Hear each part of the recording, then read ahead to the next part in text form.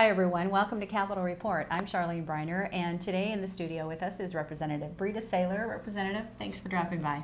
It's great to be here. It's great to have you. It's always a good opportunity for those of us who watch the legislature and those of us who might just want to check in once in a while to find out what's up. So I guess that is my first question. We're about 7 weeks into the session. You're getting closer to that end point. Where do things stand right now?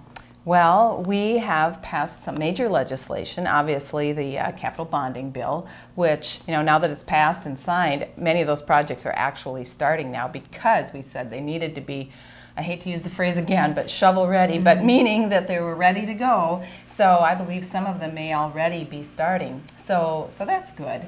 And, we've also passed the GAMC the second time. The first one, I think, was something that would have worked better for our counties and our hospitals, and but we had to address the issue of these folks that have no health care and absolutely need to have care.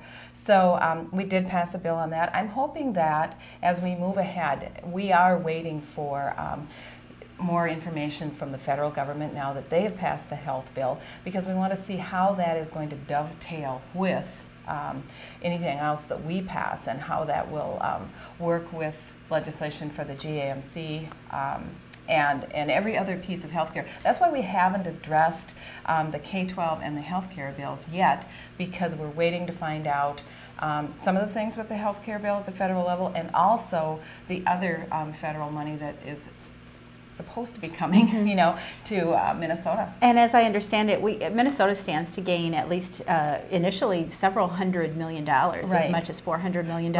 So that could really help in terms of cuts you need to make and kind of filling some of those budget holes. Is that correct? Certainly. I mean, that's why we have to kind of wait when we know how much money is coming from the federal government. If indeed there is any, then we will know how to prepare those budgets and do the cuts that we have to do.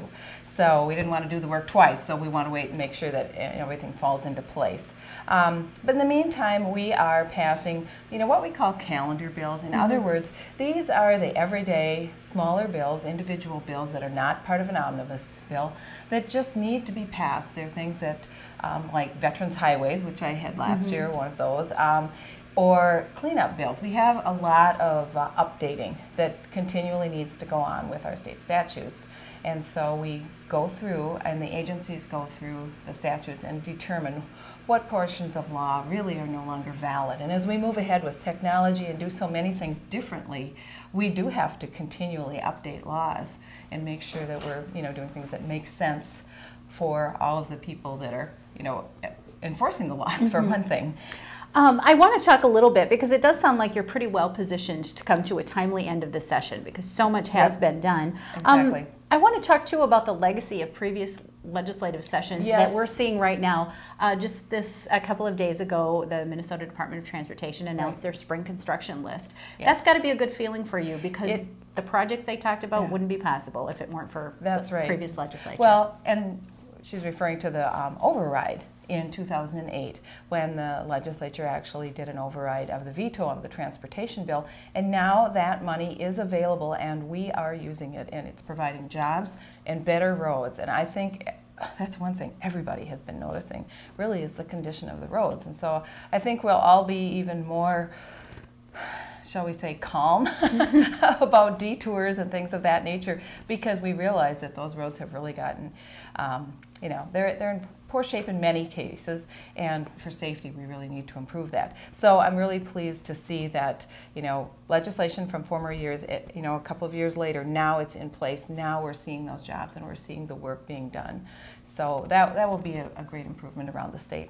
And I think the same thing too, even though we focus so much on the bonding bill this year on those shovel-ready projects, there are a lot of projects too that are going to have long-term impact for the state. Is that correct? Oh, there are. And many times the capital bonding projects take a while to get in place, because they can't really start some of the projects, until they know they have the money. And it takes a while to make sure that you have all your engineering in place and you have everything ready for contracts. So once we get to that point, then you start to see the action. So sometimes it takes even a year or two or more to see those capital projects going on. But the emphasis has been currently with projects that are ready to go now. And at the end of the day, it does mean jobs, and it does mean a better state for everyone. Representative, we're going to continue our conversation in a little bit. Thanks for dropping by. Thanks for watching Capitol Report. We'll be back with you in just a few minutes.